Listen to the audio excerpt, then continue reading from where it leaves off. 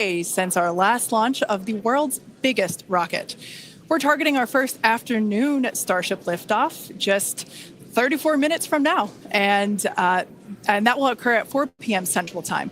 Now, this timing will bring us daylight views of the ship splashing down on the other side of the world. I'm Kate Tice, Senior Quality Systems Engineering Manager here at SpaceX. And I'm Jessie Anderson, a Senior Structures Engineering Manager, and we are joining you live from SpaceX Hawthorne. On Flight 5, we promised you maximum excitement, and Starship delivered in what had to be one of the most memorable moments in my time here at SpaceX. Same. Like so many of you, we were in utter shock as we watched that historic booster catch unfold, and we're back today to try and do it all over again. As Kate mentioned, it's been just over a month since Flight 5, making this our quickest turnaround yet between Starship flight tests. Our ultimate goal is to get that turnaround time down to hours. Following Flight 5, the SpaceX team went to work, immediately implementing lessons learned into the vehicle and tower's hardware and software systems for Flight 6. This is what rapid iteration looks like.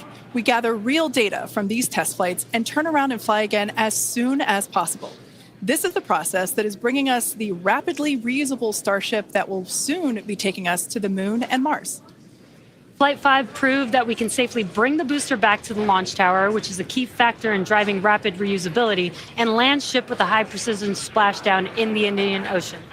We'll be taking you through today's test objectives in just a moment, but first, let's check in with Dan, who is on the ground just a few miles from the pad at Starbase with the best views. How's it going, Dan? Hey, Jesse, it's going fantastic. I got a couple hundred of my best friends out here ready to watch this launch and hopefully another catch today. But welcome everybody back to Starbase for another Starship launch. I'm Dan Hewitt. Got Launch Control Center right behind me, tower just about 6 miles over that shoulder. It has been a pretty quiet countdown. Not a lot of chatter on the loops right now as we are into prop load, and we are counting down to the very top of our window at 4 p.m. Central Time, so just about 32 minutes from now. Right now, the range is projected to be clear by then. We've got our assets out there making sure land, air, sea, everything around the launch pad and then our flight path are clear before we give the final go to liftoff today. We got through the weather poll. Everything was looking great. A little breezy today, but well within our constraints for both launch and catch criteria. And as you can tell, we're loading propellant onboard the vehicle. You can see those white frost lines starting to tick up as we're putting the cryogenic, the liquid methane, and liquid oxygen out to both of those vehicles. The ship prop load started at about T-minus 49 minutes, and then the booster followed just a couple minutes after at about T-minus 41. We're almost halfway full on ship, just about a third on booster. Those are both going to continue until we're about 3 minutes, 20 seconds before liftoff on ship. And then the booster is going to close out at about 2 minutes and 50 seconds. So we pretty much are loading up right to that last possible minute, keeping it as dense and cold as possible, and then getting off the launch pad. The countdown startup sequence, everything will look very familiar if you watched Flight 5, assuming you did. But you're going to see the engines start to ignite at about 3 seconds before liftoff. They're going to start up in 3 different groups. First, those center 13, then 15 of that outer ring, and then those final 5, bringing all 33 Raptors online. After that, we'll see about a second later, and then it'll lift off, so a couple seconds from first light until motion. As usual, we can hold at T-minus 40 seconds if we have any last-minute issues to clear, anything with the range, anything that triggers on the vehicle. And if we pass T-minus 10 seconds, the deflector fires, and then we scrub, then we're done for the day for at least 24 hours. But weather is fantastic, light breeze, no clouds in the sky. Not tracking any hardware constraints to launch today. If we're not able to get off the pad, though, we've got opportunities throughout the week. Could be 24 to 48 hours later. But everything looking great. I'm excited to be able to see another one of these get off the pad. Check back in with everybody in just a couple of minutes. Back over to Jesse and Kate. Awesome. Thanks, Dan. Now, you could see those 2 towers in the back there in the distance at Starbase. Starbase is really coming along just as rapidly as Starship itself. That second launch tower will be coming online next year, and it will allow us to increase our flight cadence and test even more frequently. And just a few kilometers away from the 2 towers, our cutting-edge 1 million square foot star factory is nearing completion with the goal of producing hundreds of ships a year. Yeah, that might sound crazy, and that's because it is. If you can imagine a future where we are flying and catching a fleet of boosters, which is the lower portion of the vehicle, that fleet is actually pretty small compared to the potentially hundreds of ships, the uppermost portion of Starship, that will be flying in that future vision. Yeah, exactly, Kate. Those ships will be staying in space for long duration missions to go to the moon or Mars or become tankers for refueling or any number of other uses. But the boosters will come back and turn around to launch the next ship. So in order to hit that production cadence of hundreds per year, we're rapidly building out Star Factory, which is our Starship production facility in Texas. And views of that Star Factory there. Now, this place allows us to move system integration work earlier in the build process, which means more efficiency, higher quality, and ultimately faster production. Starbase is an incredible place to be right now. There really is nowhere else in the world like it. You know, hint, hint, nudge, nudge. Now, what you might be hinting at is the good news is we are hiring. If you love what you're seeing, check out our openings at Starbase. On the engineering side, we're looking for vehicle design engineers.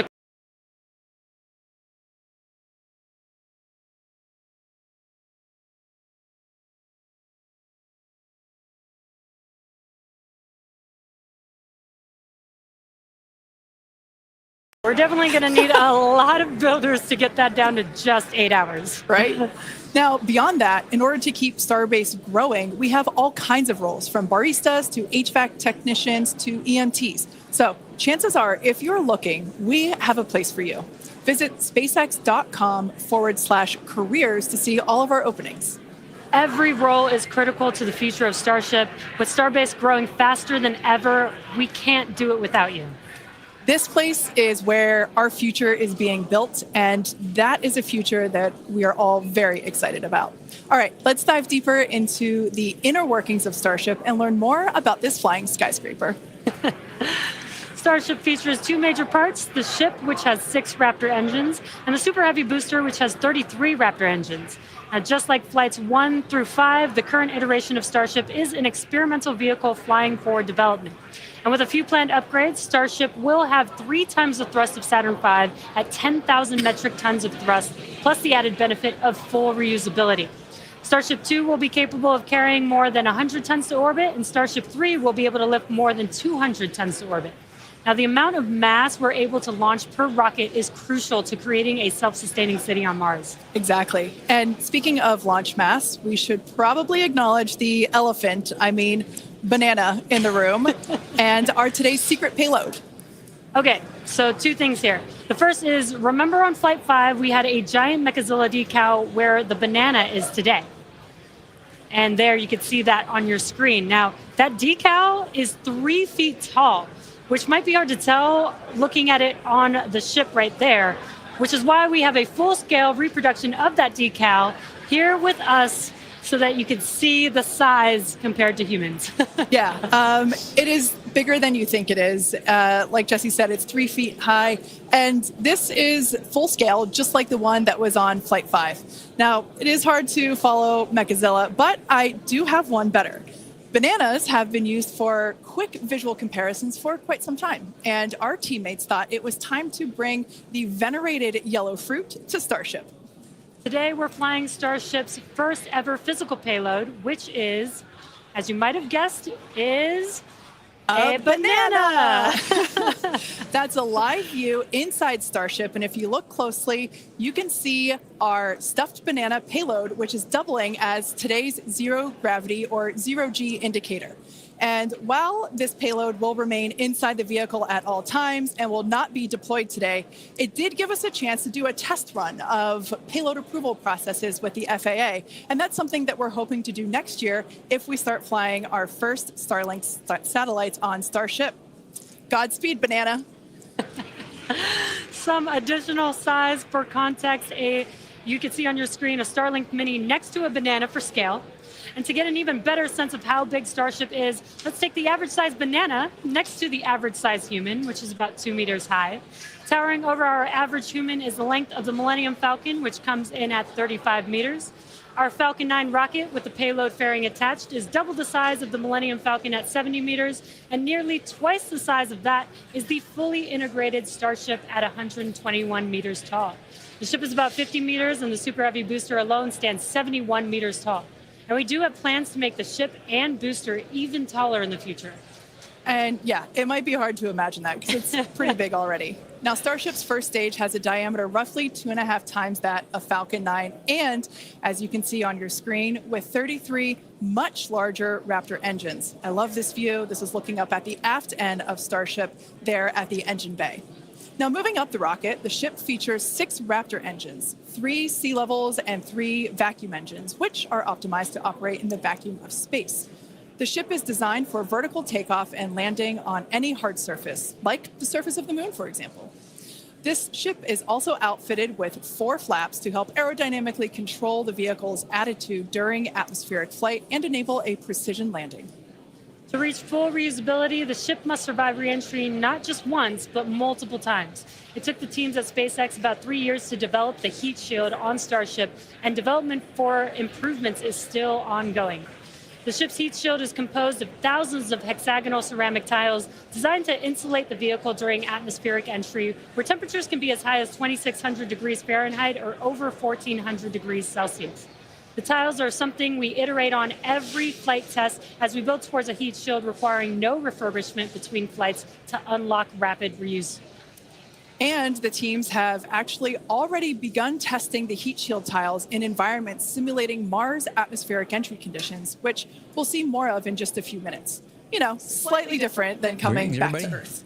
Just slightly different. How's the volume? How's And the in show between the volume? first How's the and video second volume? stages How's is your our hot volume? stage, which we saw in action on flights 2, 3, Nice. 4, and 5. I can turn up the video So volume. let's recap that last flight to In my understand what we headphones, I sound accomplished kinda and low, how but I that's don't need to changing hear for me. today's flight. On October 13th, Starship successfully lifted off at 7:25 a.m. Central Time from Starbase, Texas. A gorgeous sunrise ascent that was fairly quickly followed by the hot stage separation maneuver, which we see here, as well as on multiple previous Starship flights. The booster then performed a flip maneuver, boostback burn, and then we jettisoned that hot stage, which you see there. The booster then performed its boostback burn, which brought it back on a trajectory to the launch tower, back to the Gulf Coast. We can see here the booster descending through the Earth's atmosphere. It broke the sound barrier again as it was coming back through. Those Raptor engines relit, and then the moment that made us all lose our minds, the booster came back for a successful first ever catch by the chopstick arms back at the exact same launch tower that it launched from. It was insane. As you can see, we all went bananas. And you did too, probably. Thousands of distinct vehicle and pad criteria had to be met, and thanks to the tireless work of the entire Starship team, we succeeded on that first attempt. And while that all was happening, ship was continuing to coast towards the Indian Ocean. It executed an excellent coast, made its way down through re-entry, relit its engines, did that flip maneuver, relit its engines for landing burn, and then splashed down into the Indian Ocean. Now that whole flight test concluded, that splashdown 1 hour, 5 minutes, and 40 seconds after launch. Starship's 5th flight test was one of our most ambitious yet, and as we work to demonstrate techniques fundamental to Starship and Super Heavy's fully and rapidly reusable design. And I think I speak for all of us when I say that seeing the catch for the first time was an extraordinary moment for the entire SpaceX team. We've seen a lot of wild firsts here, but that was truly an epic moment in time. Yeah, we're not forgetting that anytime soon. Certainly one in the history books. Now, today's mission profile is very similar to Flight 5, but there are some differences that we've incorporated as we prepare for future reuse. About 20 minutes from now, Super Heavy will ignite its 33 Raptor engines and lift off from Starbase.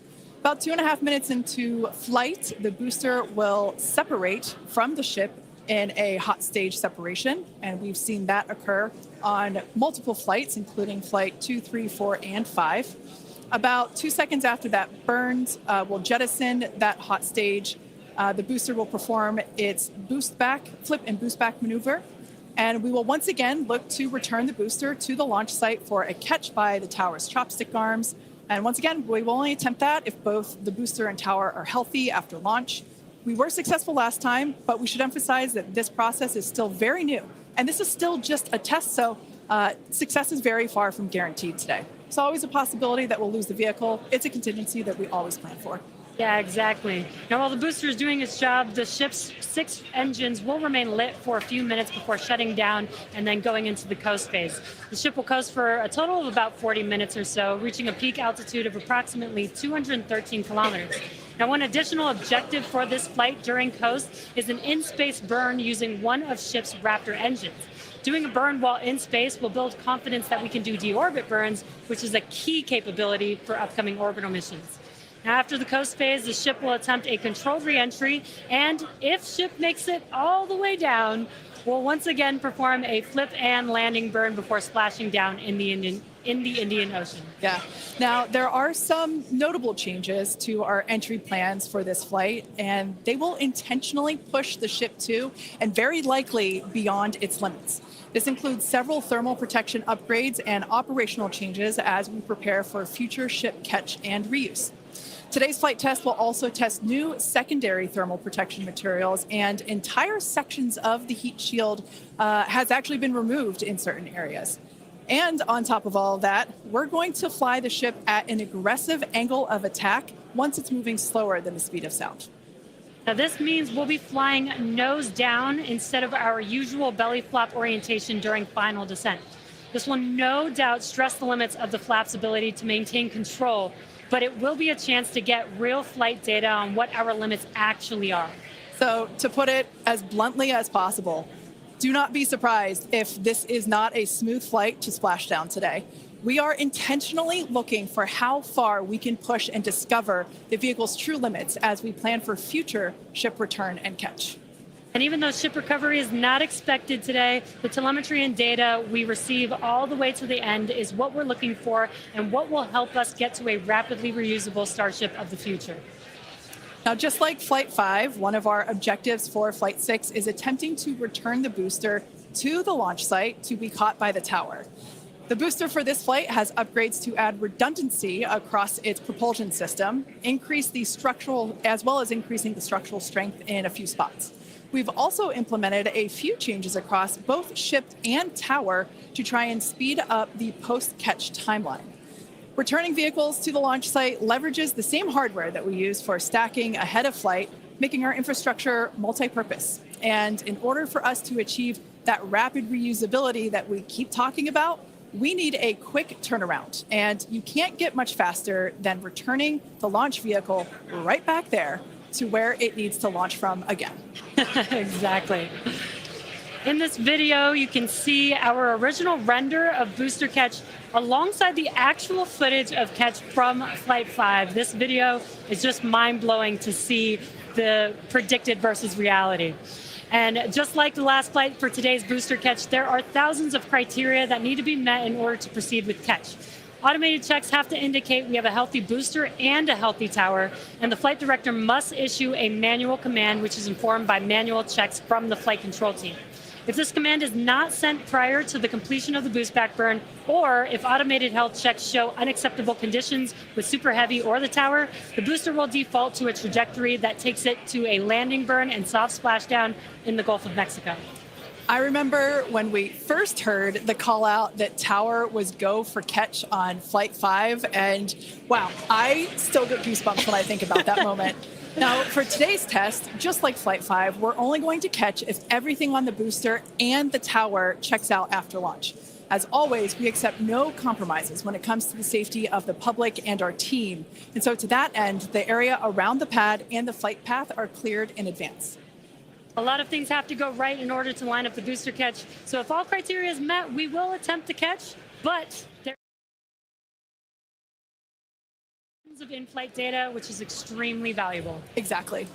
That first catch was pretty epic, though. So like you, we'll be keeping our hopes high to see another one this afternoon.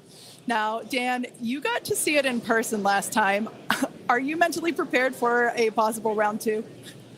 I mean, probably not. That was pretty hands down the coolest thing I've ever seen. And the fact that we're going to do that every time now breaks my brain a little bit, but it was absolutely incredible. One of the unique aspects with Super Heavy coming back is it does generate a sonic boom. This is something commonly associated with reusable spacecraft. It's coming in faster than the speed of sound and then slowing down. It creates that pressure wave that builds up, and then when it reaches you on the ground, that rapid change in pressure is that quick thunderclap sound that you hear. Now, generally, the only effect is that thunderclap sound, but if you're not expecting it, it's definitely going to get your attention, and we were able to hear it last time. The impact of, or how loud it is, changes pretty dramatically. And in this video, you can see as we were descending, and there was kind of that quick triple pop that you heard. Now, that was picked up from closer to the pad. Most people at our distance and further away, you're only going to hear one or two as they're happening kind of so on top of each other that it might just sound like one big bang. But as I said, that's something that's only associated with spacecraft being reused. We hear it with Falcon 9. We heard it during Shuttle, and looking forward to hopefully hearing it today. Just a quick status check, though. We're about 85% full on ship, almost 2/3 of the way full on booster, continuing to count down about 13.5 minutes, a little under that, until we lift off today. But still looking good. I'll check back in with you guys in a few minutes. Back over to Jesse and Kate. Thanks, Dan. Yeah, I think Dan said it really well when it really does hurt the brain to think that this is going to be the norm, that this is just the beginning. Every one of these flights is a step closer to a fully operational Starship that will take us beyond Earth orbit. And with our pace of rapid iteration here, the Moon and Mars are not nearly as far in the future as you may think. In fact, we're planning to send Starships to Mars as soon as 2026. Which is when the next Mars transfer window opens, which is under 2 years from now. Now, you might be familiar with the Starlink logo, which you see there on your screen. It's an iconic representation of the Mars transfer orbit, also called the home and transfer orbit. This transfer window, or the time between the time when Earth and Mars are closest to each other, opens every 26 months and is only open for about 2 to 3 months at a time for a vehicle with Starship's power. Lining up a launch to Mars is similar to how we launched to the International Space Station, where we timed the launches to match the station's orbit. If we didn't do this, we would need more propellant and more time to get there. So the first opportunity we have to fly Starships to Mars, we plan to go for it. These first flight tests to Mars will be uncrewed and will test the reliability of landing in tech. If those landings go well, the first crewed flights will soon follow after that. Right now, our flight tests are focused on proving out reusability of both Super Heavy and Starship. In 2025, we'll continue that focus while also potentially flying our first Starlink missions and demonstrate capabilities central to our role in taking astronauts to the moon as part of NASA's Artemis program. Starship will be used to land astronauts on the lunar surface on NASA's Artemis 3 mission, which will put the first humans on the moon since 1972. One key capability will be the ability to refuel Starship on orbit, which you can see there on your screen, with a Starship prop tanker docked with a fuel depot. Next year, we're planning to test this capability by launching 2 Starships and having them meet up to transfer tons of cryogenic propellant. I have no idea what and when the time comes to at land on the moon, Starship will link up with NASA's Orion spacecraft in lunar orbit, where astronauts will transfer over for their descent. Now, once on the lunar surface, they'll ride the elevator down in their Axiom EMU spacesuits from Axiom Space and leave the first footprints on the moon in more than half a century, kickstarting humanity's mission to establish a sustainable presence there. And coming soon to a moon base alpha near you, Starship Enterprise Edition. That is so exciting, and all the advancements that are going to come in order to enable all of that.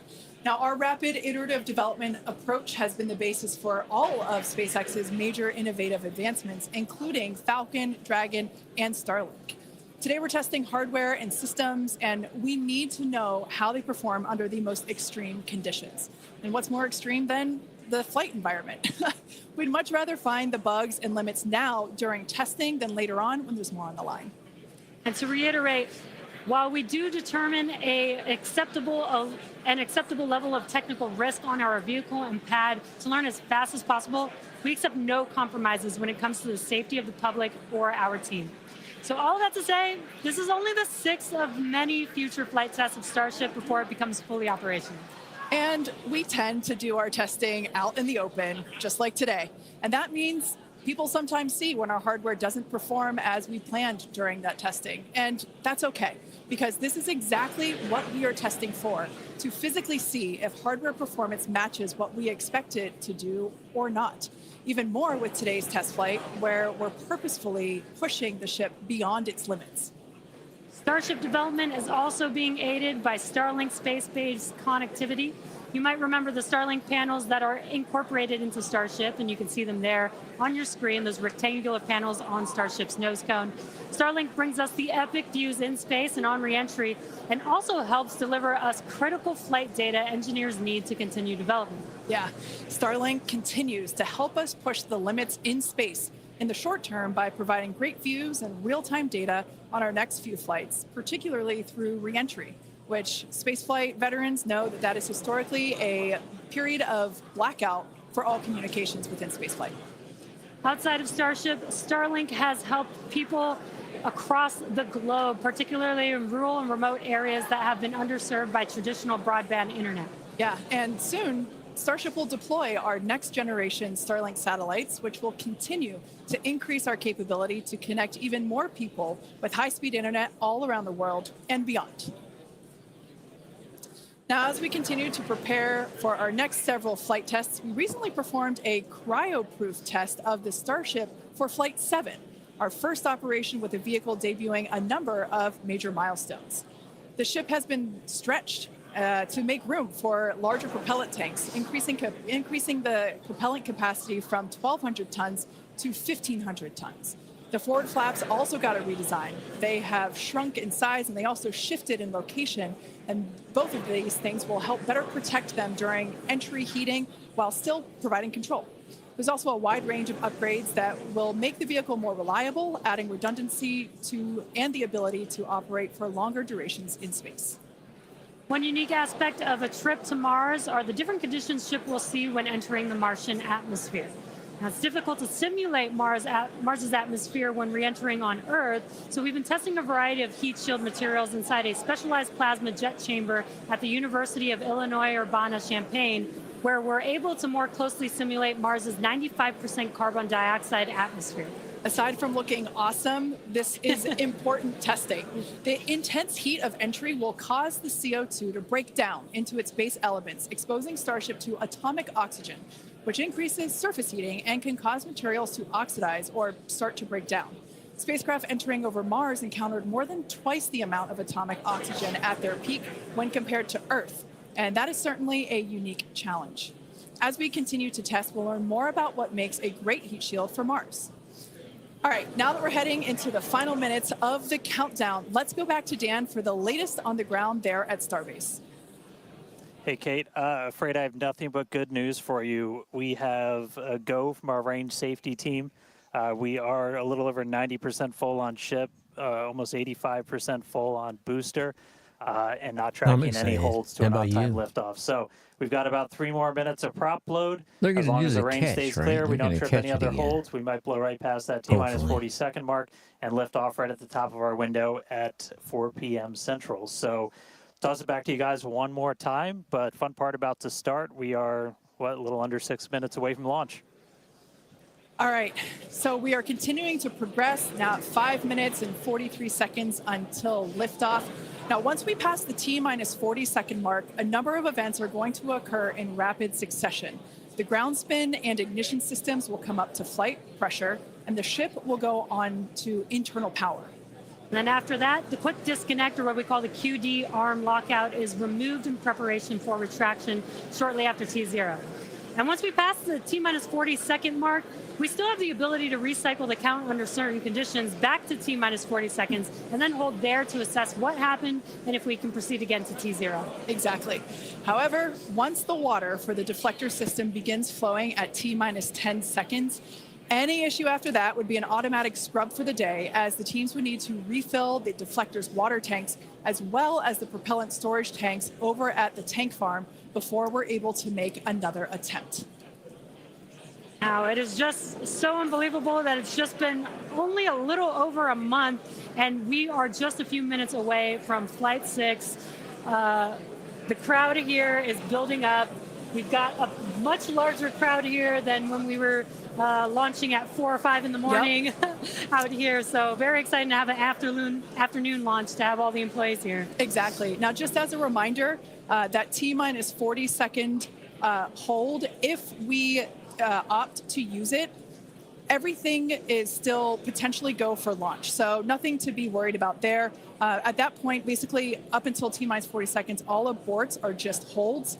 This would allow the team to wait for final checkouts to assess propellant levels, engines, avionics, vehicle pressurization, range, weather. Occasionally we've had shrimp boats lingering in the past, but that doesn't sound like that is the case today. Yeah, not today. No shrimp boats, which is great.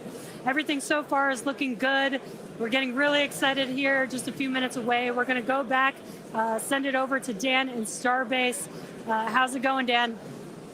It is still going great, just coming up on about 3.5 minutes away, so we should be done with our prop load on ship momentarily. Then about 30 seconds later, we'll close out on booster.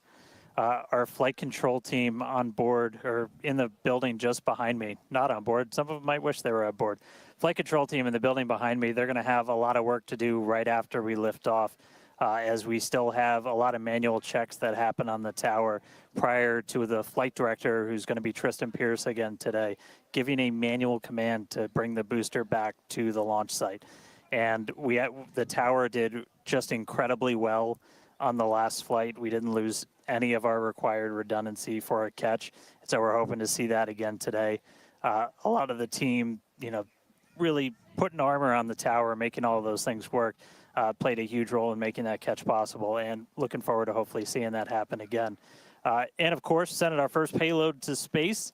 You can see the banana. It's very tightly secured, but I assure you it does have some room to float around. So once we're in a zero gravity environment, we should see our first Starship zero gravity indicator putting on a little bit of a show.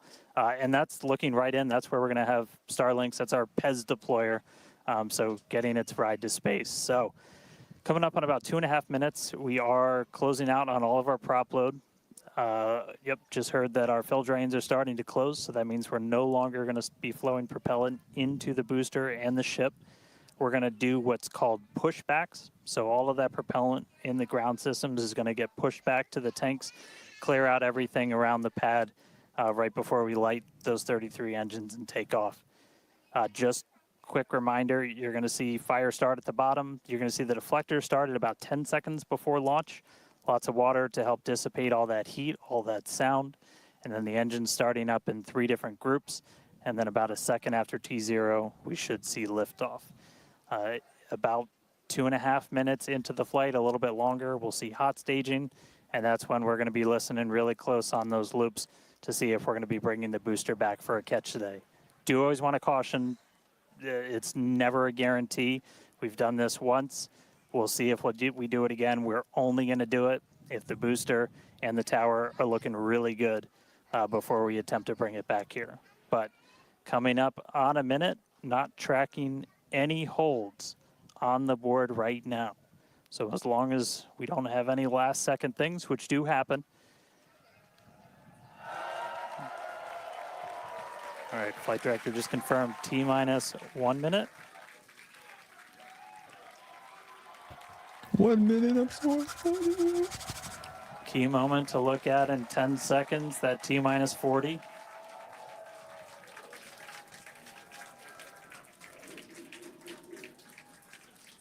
And we flew right through that.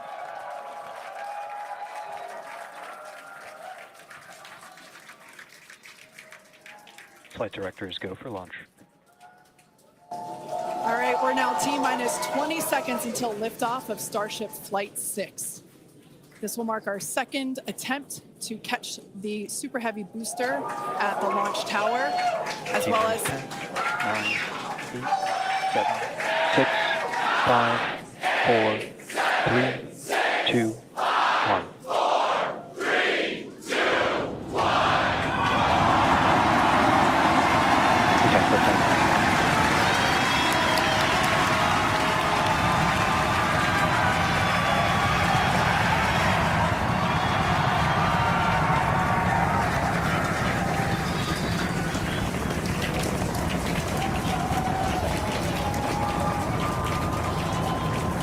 Vehicle is pitching downrange.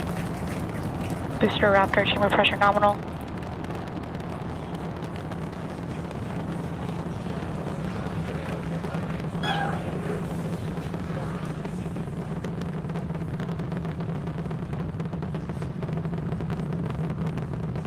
Booster and ship, avionics, power, and telemetry nominal.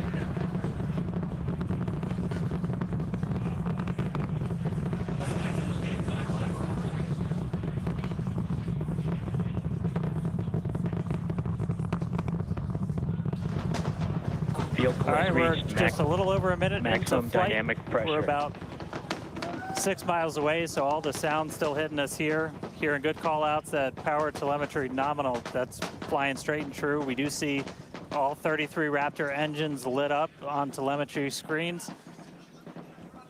At this point, we've passed through that point of maximum aerodynamic pressure, that max Q. Now, coming up in just a little over a minute from now is going to be hot staging. So we're going to see the 6 engines on the ship ignite while still attached to the booster. Just before that, we'll see all but 3 center engines on the booster shut down. In what we call MECO, it's most engines cut off instead of main engine. And so while we continue to watch it go up, a lot of our flight controllers looking at all the systems around the tower. Again, we have to send a manual command. Just about 30 seconds away from hot staging.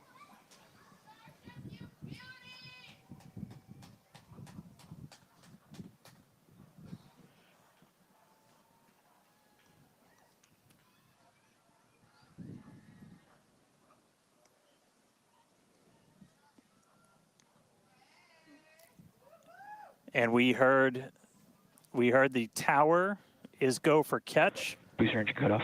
The return flag is set for true. Ship engine startup. Stage separation. All right, hot staging confirmed. Booster 6 out of boostback 6 startup. lit on the ship. Booster boost back going. We heard that we are go for catch. Kate, Jesse, take the views. Hopefully I got a booster coming home real soon. Wow, from our view here, Dan, great views of planet Earth behind that super heavy booster. Right now it is performing the Ship boost chamber back pressure burn. nominal. Good news there, telling us that the pressures inside the ship are good. That is the second stage or the upper portion of the vehicle. Follow along with the telemetry on the bottom of your screen. Yeah, booster is currently, super heavy, is currently in its boost back burn. This boost back Ship burn, avionics, power, and telemetry nominal. this boost back burn lasts just a little bit over a minute. So we've got a little, approximately 30 seconds left. We've had shutdown of that boost back burn. Up next will be hot stage jettison. The view from the camera on the left, or from the booster on the left-hand side of your screen, and then tracking cam there on the right-hand side of your screen. We'll see those grid fins. Booster offshore divert. And we can also see that the hot stage has been jettisoned. Yes, visual confirmation of that there on your screen, which is great. Now the next Starship is following a nominal trajectory.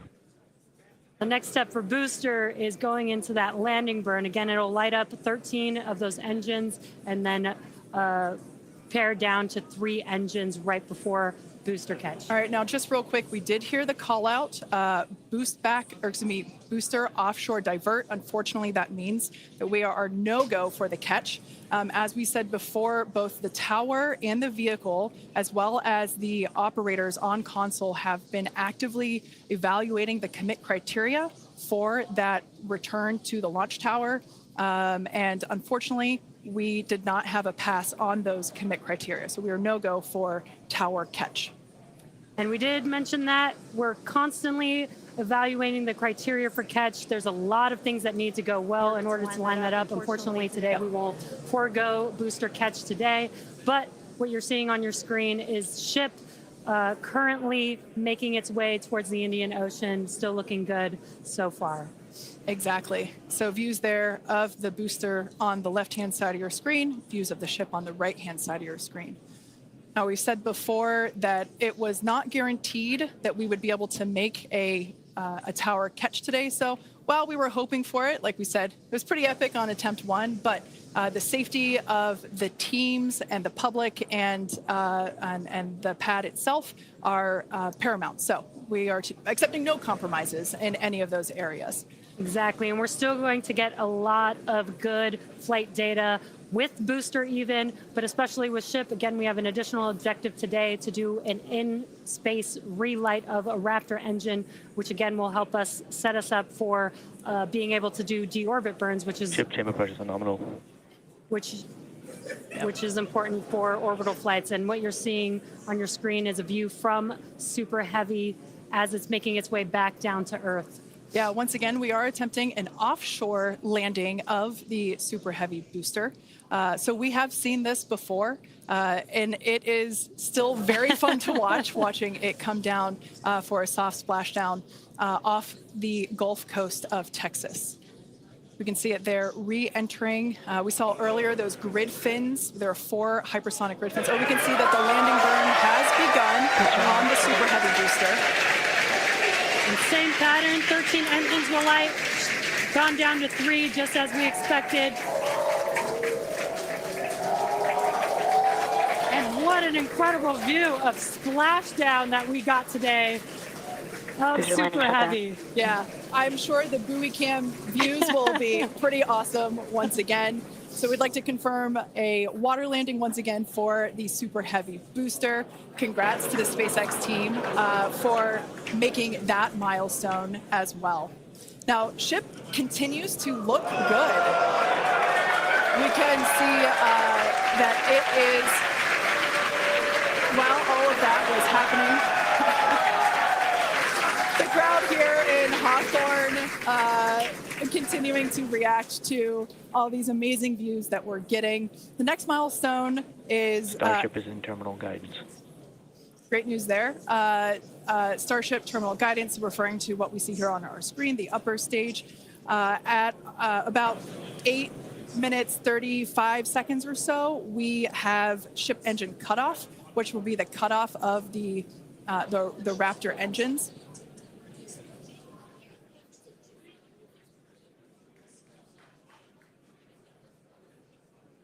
We can see on our screen ship giving us some incredible views brought to us by Starlink.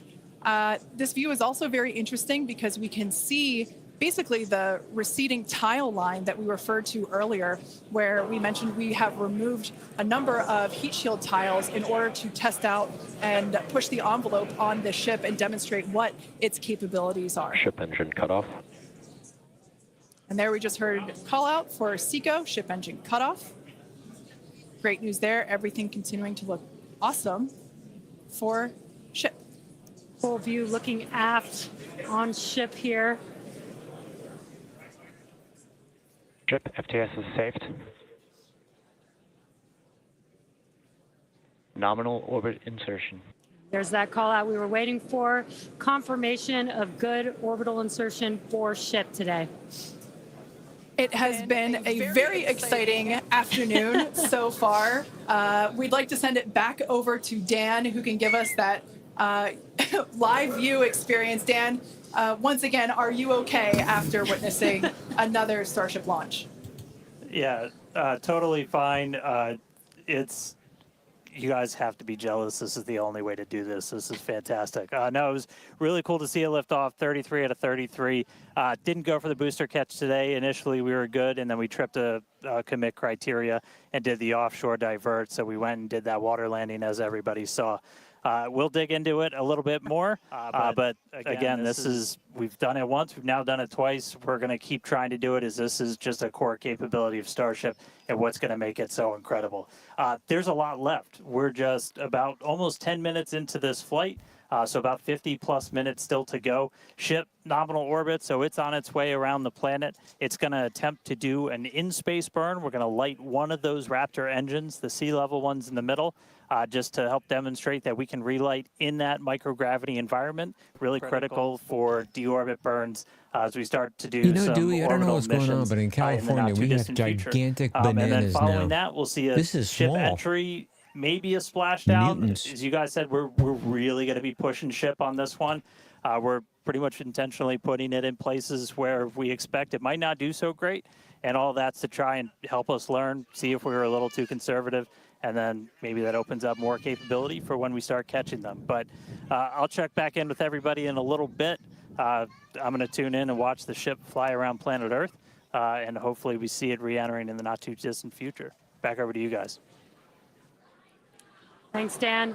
Development testing, by definition, is unpredictable, which we saw with super heavy splashing down in the Gulf of Mexico today, but that is exactly why we test. As is standard for these tests, the area around the pad and along the flight path was cleared prior to launch, and we expect the road and beach to remain closed until further notice. Yeah, testing development flight hardware in a flight environment is what enables our teams to quickly learn and execute design changes and hardware upgrades to improve the probability of success in the future.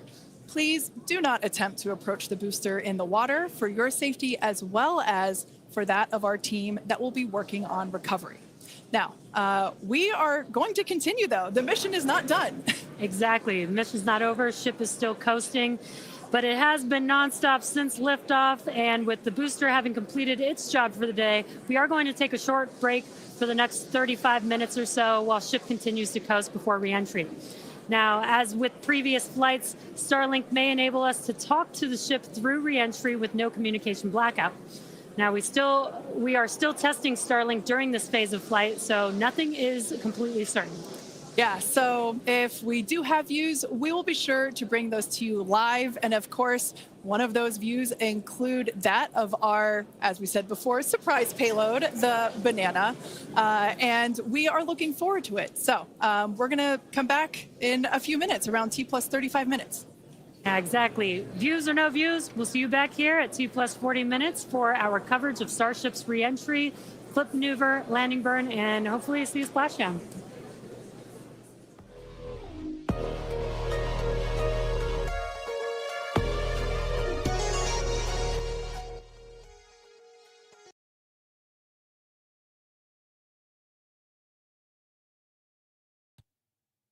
Why is there a banana on board?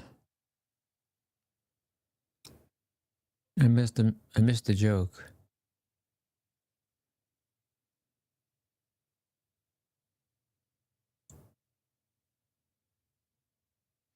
Well, here's my banana. Apparently, this is a sign of a terrible disease if it's bent like this. Your banana. The fruit.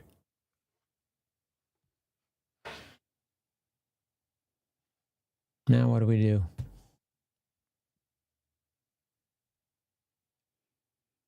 We wait. Hey, thank you all for joining me. I don't know. I guess I'll leave it on for a while. Got some nice views, and we'll see what's going on. In the meantime, I know a lot of you have watched my video on the supercut that I made of the last catch. That's doing really well. Pretty amazing. I appreciate that. Always appreciate everybody stopping by when I go live, which is kind of rare. I keep vampire hours. I work all night and sleep half the day.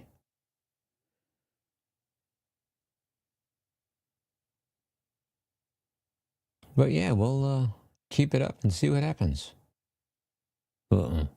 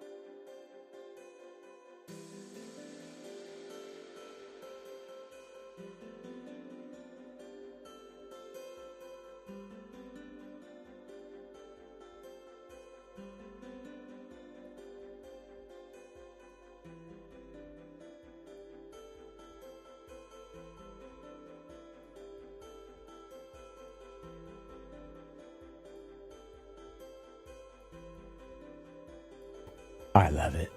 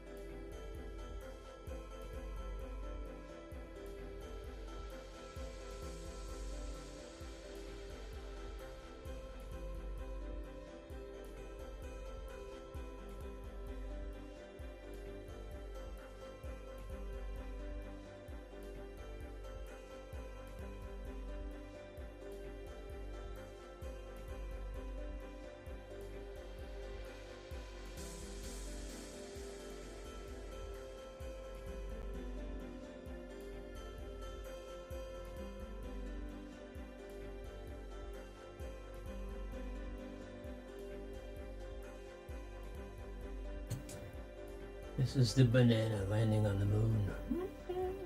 Spaceman. Yeah, okay.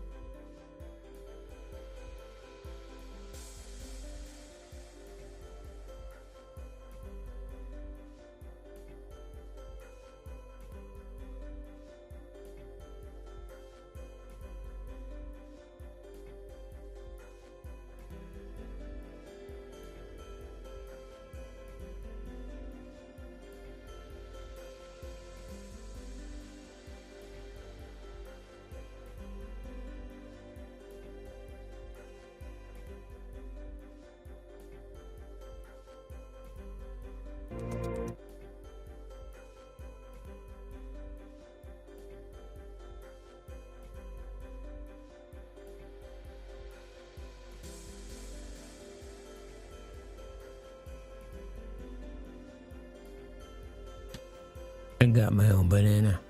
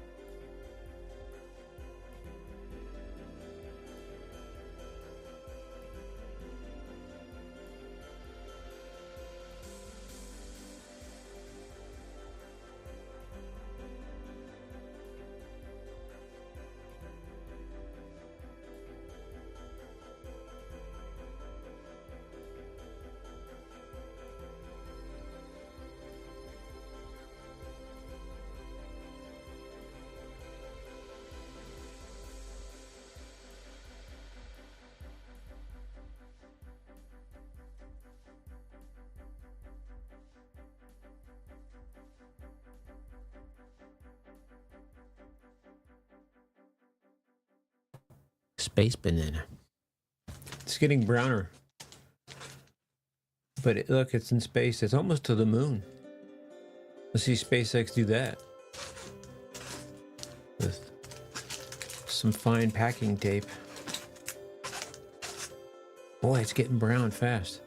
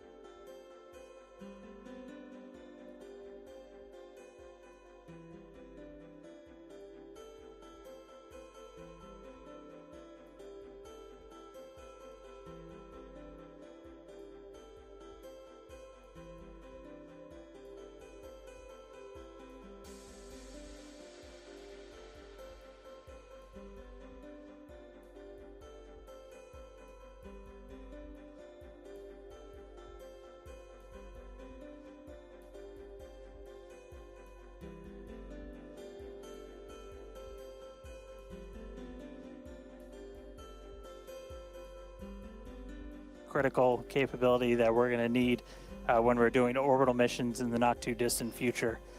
So check another one off. That was a really cool. That was an objective we really wanted to hit on this one, and so good to see Ship knock that one out in orbit.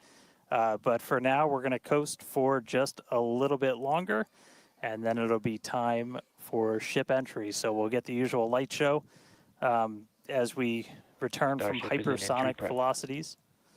We're just starting to do the entry prep for that, so we're going to get the flaps positioned, and then it's going to start taking the brunt of all of that heat as you're coming in from well in excess of 10,000 miles an hour. That's all going to build up a lot of heat as you're encountering an increasing atmosphere, building up that friction, and we're going to see how the tiles fare. We've also got some pretty cool tile experiments that we'll talk about in a little bit, but coming up real soon. Ship re-entry, successful relight, and we'll start this entry part soon.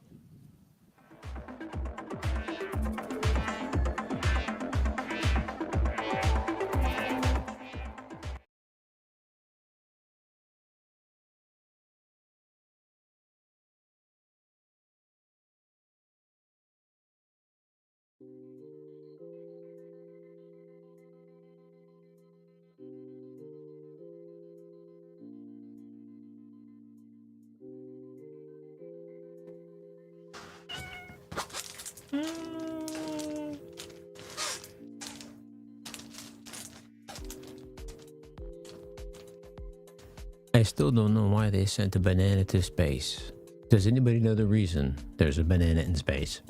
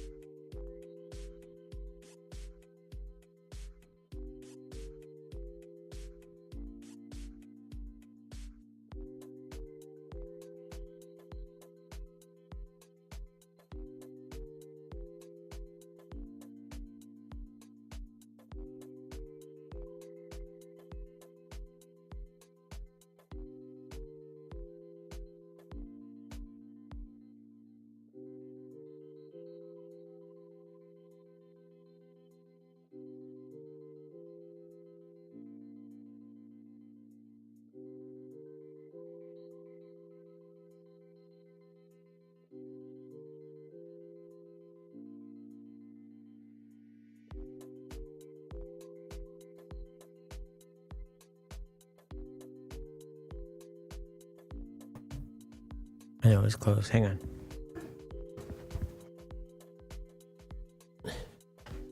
Oreo, say hi to the world. This is my blind cat, Oreo.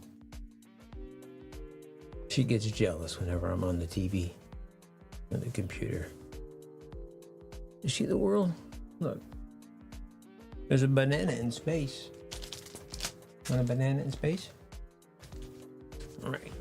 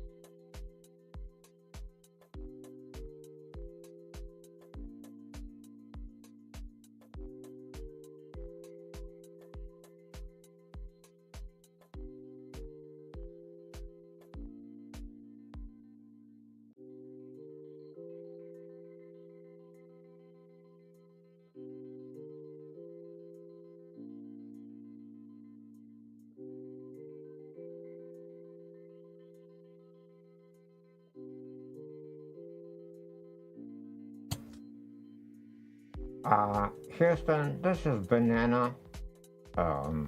We have a problem.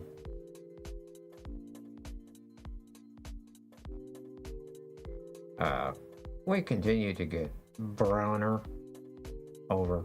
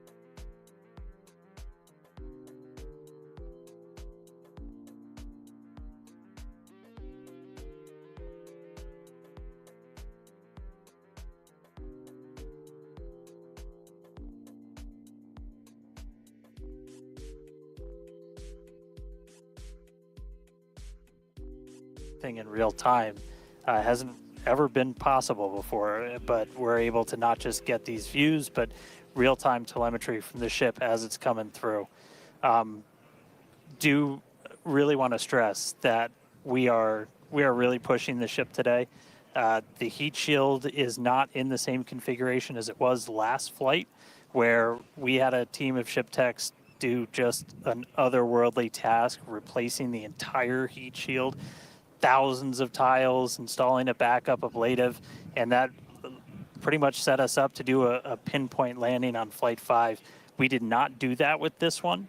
We have some backup in those really sensitive areas around the flap, but this is an older generation heat shield. And knowing we weren't going to do that, we even went and removed some extra tiles. There are some missing tiles on the nose cone where we're testing some backups.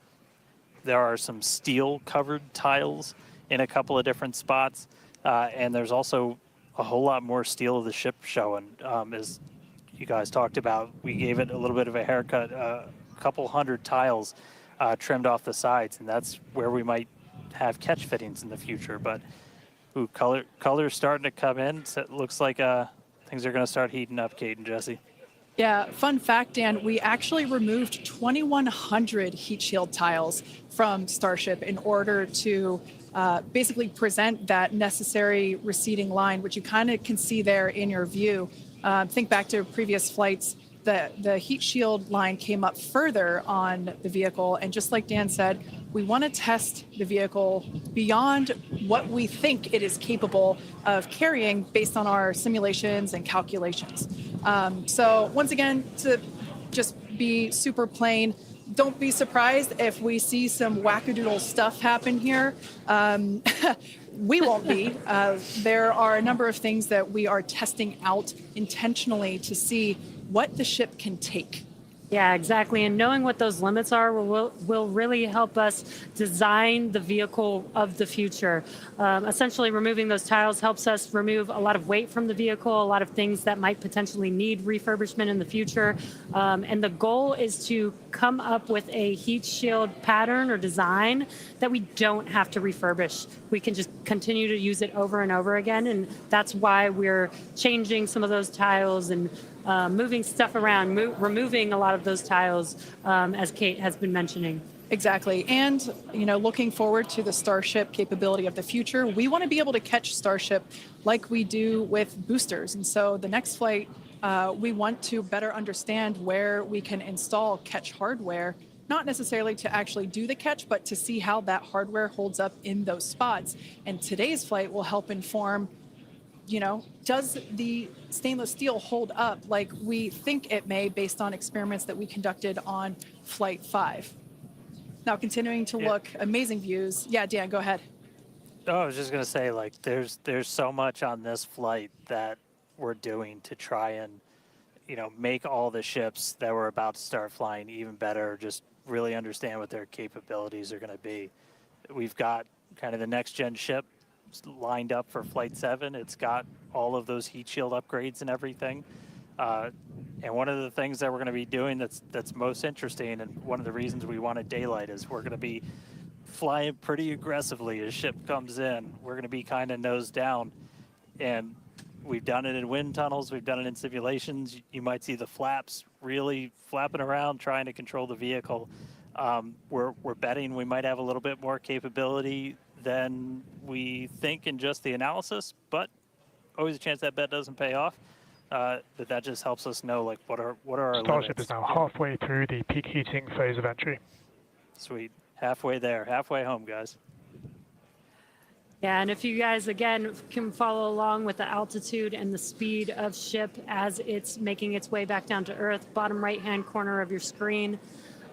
Speed is still going really, really fast. Again, as it gets closer to Earth, we'll see that altitude drop a little bit faster. It's kind of dropping pretty slow right now.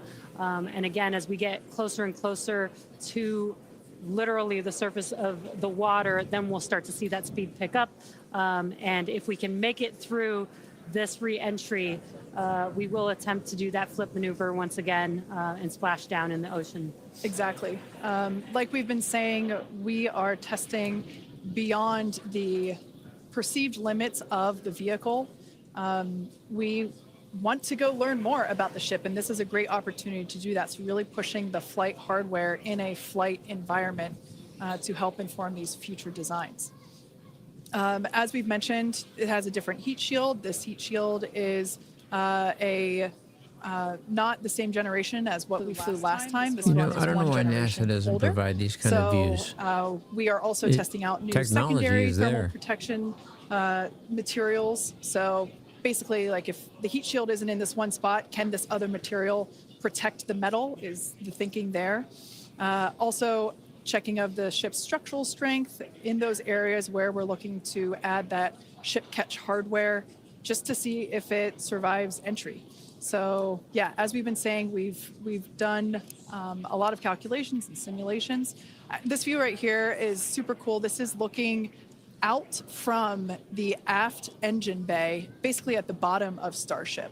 Then on the center left-hand panel, if you will, we have one of the forward Starship flaps. So one of the flaps located at the top of the vehicle. Underneath that is one of the aft end flaps, like the one that we see in the main picture there on the right-hand side of your screen. Now, these views, as the vehicle continues to enter the Earth's atmosphere, drawing a crowd once again here at SpaceX in Hawthorne as folks tune in as the mission continues on.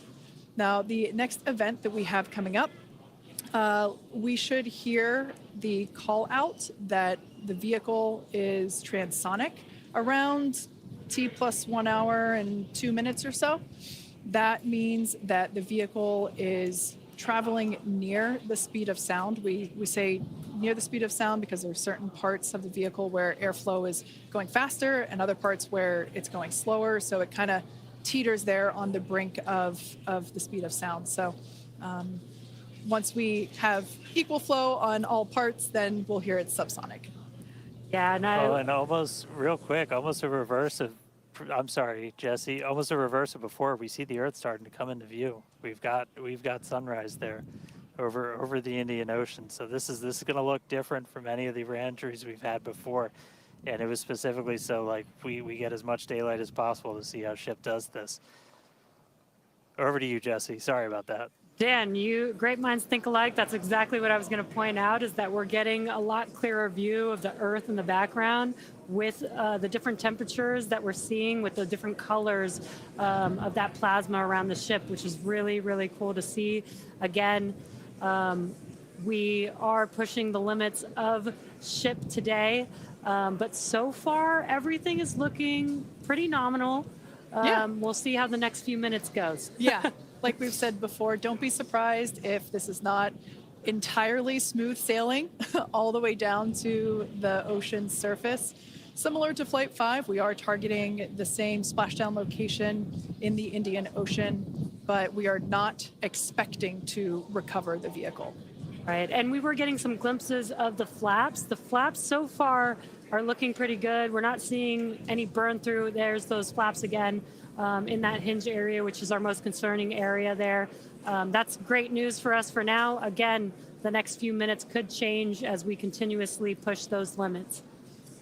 Yeah, once we slow down a little bit, once we're subsonic essentially, so I think that's about 1,200 kilometers an hour. Once we're down below that, that's when we're going to kind of dip our nose down and get that more aggressive angle of attack. Normally, we're just belly flop right into the water, pretty much, that position. But if we're going to be able to do return to launch sites, we're going to want to be able to fly with a little bit more of an angle of attack, get you a little bit more range as you're coming through. And so this'll be just a test to see quite how far can we push it. And obviously, we're going to do these kind of tests way out here in super remote areas before you ever try to bring a ship back to a place like Starbase. Starship remains on a good entry trajectory. External temperatures are coming down. All right, great news there. That tells us that we are through the phase of peak heating. So we are expecting these temperatures to continue to come down. Once again, we are targeting a soft splashdown in the Indian Ocean. around off the northwest coast of Australia. We can see these beautiful views of planet Earth coming in. Yeah, this is very different, where we had nighttime views of the ship as it was re-entering, and now we've got daylight. It is about an hour or so after sunrise there in the Indian Ocean. So pretty cool to see this. Yeah, and it might not seem like it makes a huge difference, but we do get a little bit more light on ship as well for the camera views that we have, which is very beneficial for us to visually see anything and try and correlate that to any of the sensors or data that we have on the vehicle. Exactly. That is why we shifted our launch window, so that we could have that daylight in order to improve our observations of the vehicle. So not only are we getting all the raw data from all the sensors that are on board Starship, but we also have multiple cameras and assets out there that are watching the vehicle and will also be able to tell us with this visual story that is also very, very important. It's not hard to do.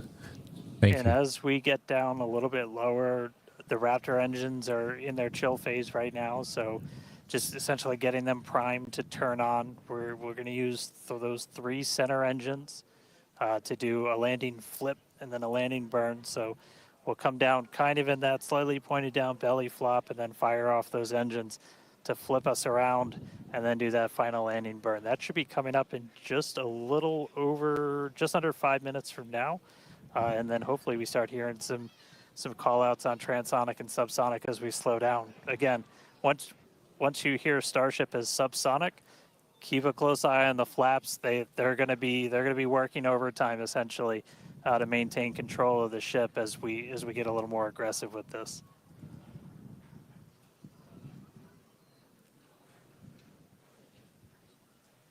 We can see that we are beginning... Starship has passed maximum entry dynamic pressure. All right, great call out there. But we can see on this view here that we do have some heating there on that looks like one of the forward flaps on Starship.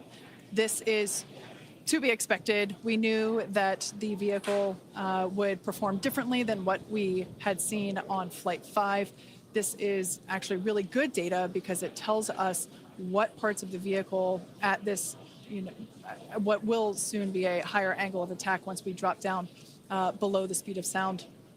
We'll have a higher angle of attack, meaning we're going to be flying nose down, basically. So yeah, this is good news, but we can actually, looks like that heating is starting to cool off there. Yeah, it's a little burn through. Again, it is important to note when we start seeing that through the ship's descent as well. So like Kate was saying, we're getting some really good data here. It looks like the other flaps are doing a little better than the one that has a little burn through, which is some good news. Again, constantly watching. We've got a couple minutes until we're expecting to make it all the way back down to Earth. Exactly. And like we said before, we are not expecting to recover the ship, although that would be great. It'd be a nice bonus if it happened, but it's not really in our expectations today.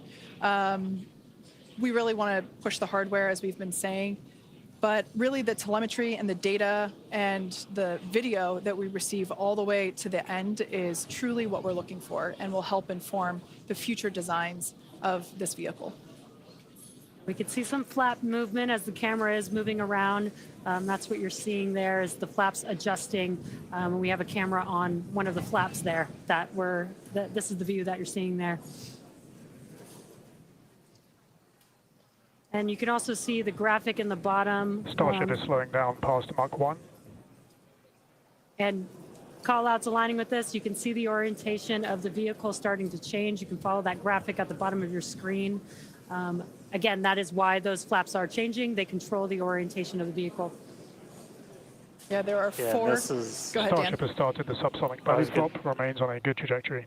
I was going to say this is when things will start to get a little interesting. So this is when we're moving slower than the speed of sound. You can see that nose slowly start to tip down, and we're going to try and maintain flap control the whole way. But we are just a couple minutes away from hopefully doing a landing flip and landing burn if the flaps can hold together. Yeah, this is such a cool view. This reminds me of when we first performed the belly flop maneuver on the high altitude test with serial number 8. We saw the ship come back through, and I always wondered what it looked like from the ship's perspective, and this perspective, I think, helps inform that. We will be, as Dan said, we will be dipping down a little further and really be flying nose first. This higher angle of attack, we're intentionally doing it to stress those aft flaps, and that will help inform the limits of flap control in order to collect data for future landing profiles.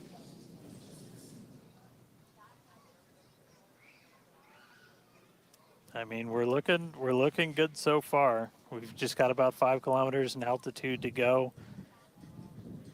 We'll ignite the engines when we're still just a couple hundred meters over the ground, do that flip. Starship is and passing landing. through 5 kilometers altitude, remains on a good trajectory. I have a feeling this is going to look so cool as it passes through the clouds. Obligatory shout out to the entire avionics team on Starship. And there's that nose down orientation.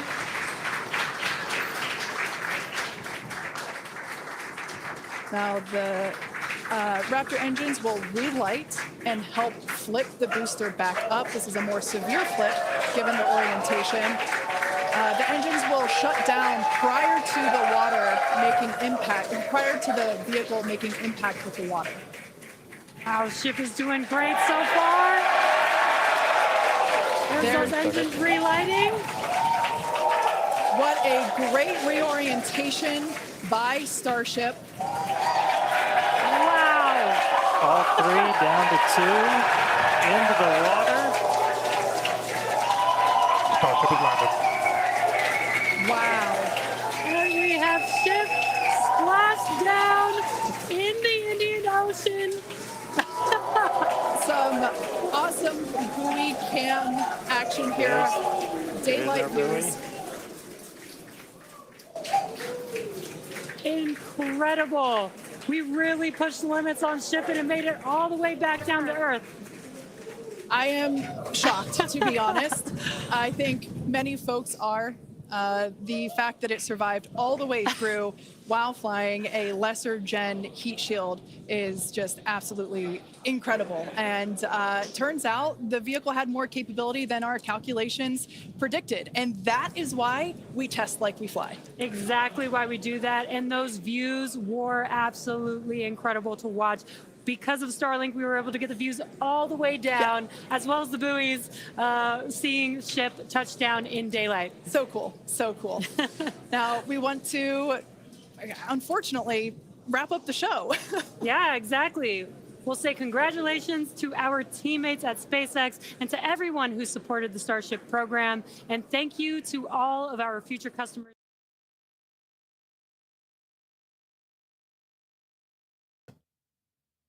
Hang on, there's a button here. Here I am. That's the show. I didn't know it was going to land in the Indian Ocean. They didn't catch it, but apparently it was successful. But as far as I'm concerned, this live stream was successful. We had our guest Banana in space, and I had all of you, and I met Linda in Tokyo. And hang on, who was the other one? From South Africa. Oh, I'm sorry, I can't. Well, anyway, thank you to everybody. Thanks for joining me. I'm working on something really big coming up later this week, probably for the weekend, so stay tuned for that. If you haven't seen the supercut of the last launch and catch, it's on the site. It's pretty amazing. It's quite a cinematic event, if I say so myself. And other than that, what else is there? Oh, yeah. Until next time, leave the rubber on the runway and your troubles on the ground. And I'll see you next time in the air. Yeah, this is Maximus.